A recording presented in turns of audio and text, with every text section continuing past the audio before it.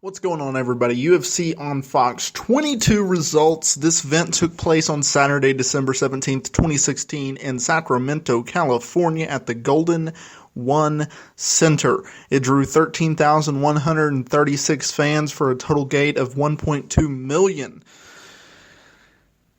And it was a decent card.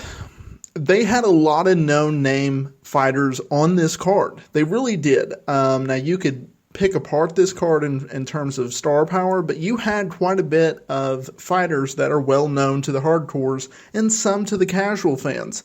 Eddie Wineland fought on the prelim card, Cole Miller, Alex Moreno, Scott Holtzman, Brian Bonera, Paul Craig. He was insane in his fight with Luis Henrique da Silva. He won that fight by second round armbar.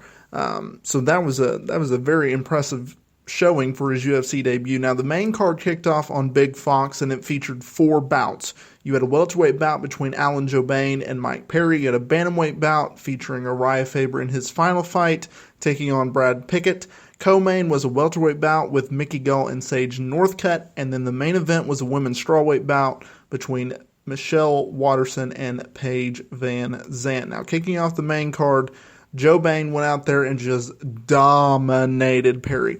Perry was actually lucky that he didn't get finished in this fight. Jouban looked like a monster in this fight, which was very impressive considering his recent track record.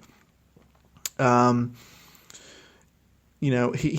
been in the UFC for about 2 years now, and some fights he looks amazing, and then some fights he doesn't. But overall, since he's been joining the UFC, he only has 2 losses, and he's currently now on a 3-fight winning streak.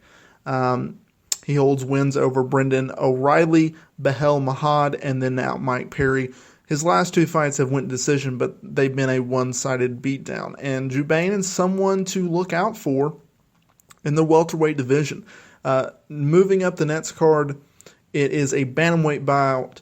Urijah Faber, Brad Pickett. I was looking forward to this fight, and it delivered. Faber almost finished Pickett a couple times in the fight.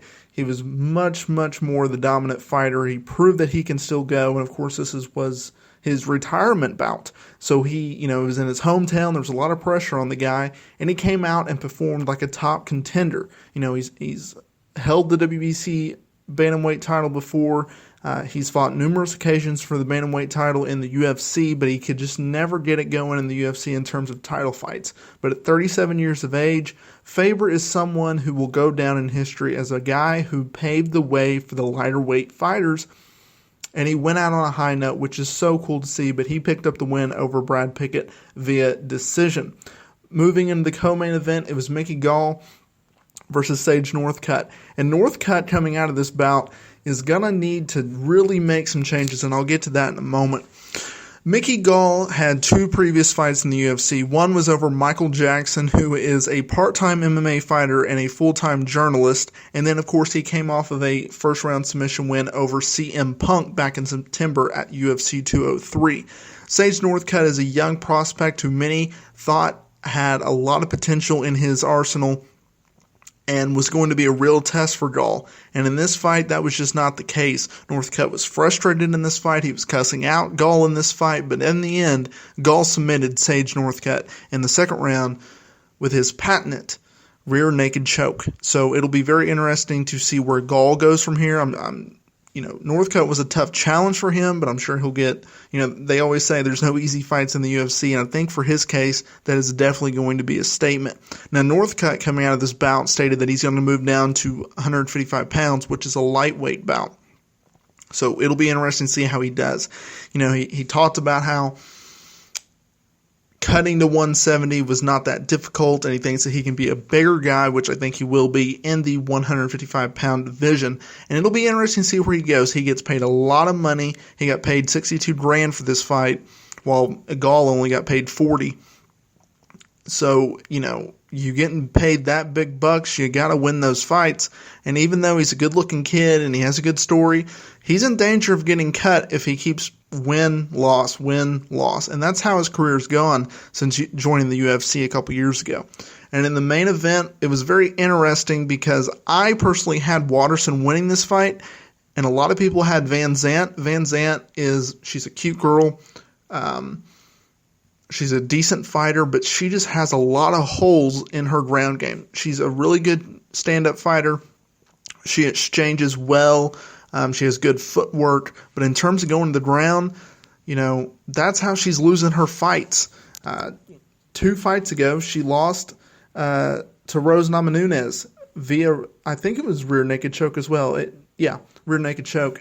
Of course, that went all 5 rounds, but she got submitted in the final round. Michelle Waterson is someone who you need to look out for as a top contender in the the women's strawweight division.